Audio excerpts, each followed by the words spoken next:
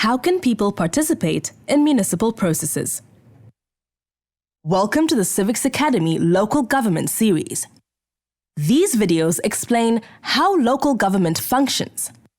In order to be responsible citizens and shape the country we want, we need to know how government functions and how we can engage it. In this video, we set out the legal basis for the right to participate and spell out the municipal processes the public has the right to participate in. What is the legal basis for the right to participate in public processes? The word democracy means government by the people. Therefore, our Constitution states that the public administration must encourage the public to participate in municipal processes and take their opinions into consideration. Municipalities are part of the state's public administration. Involving communities in local government is therefore a key democratic function of municipalities.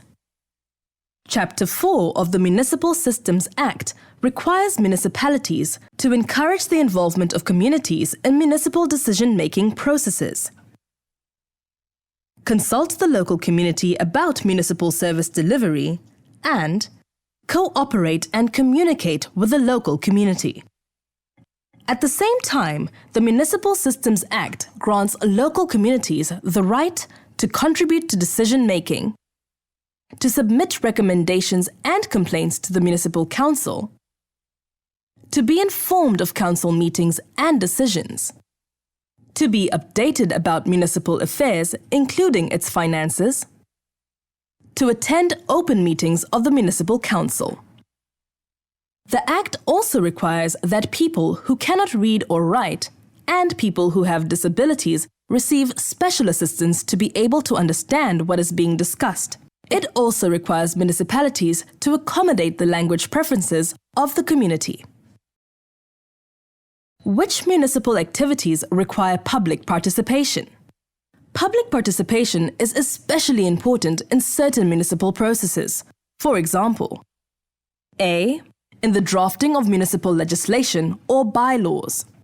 All proposed bylaws must be published for public comment to enable people to make representations. The Municipal Council must take such comments into consideration. B.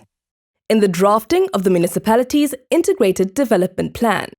The Integrated Development Plan, or in short, IDP, is the municipality's principal strategic plan on matters such as infrastructure, finance, staff, and economic development.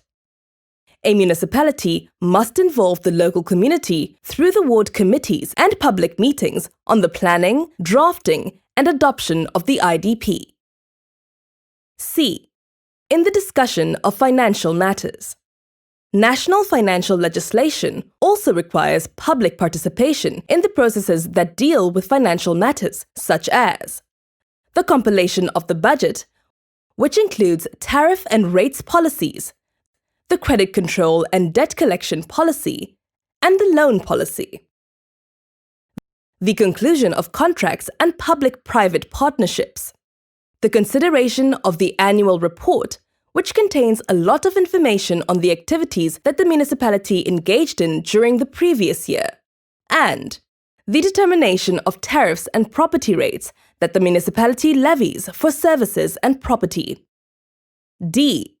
In the performance management.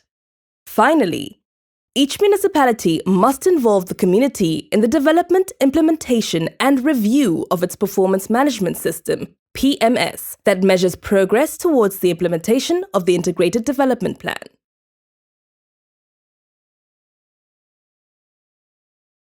How can I successfully participate in municipal processes? The Ward Committee is the forum where we can best engage with the municipality. We discuss ward committees in detail in the video entitled, What is the Role of Ward Committees?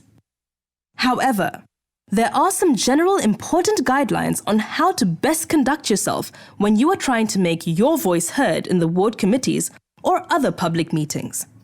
Firstly, we need to be prepared and gather all necessary information on the relevant topic, making notes and drafting a speech or a letter. Secondly, we need to speak calmly and stick to the point that we are trying to make. Thirdly, we must respect the guidance that the chairperson gives us and be mindful of other people's opinions. Fourthly, when we lodge a complaint about something, we should provide as much detail as possible. For example, when reporting a pothole in the road, we should provide the exact detail of where the pothole is and how long it has been there.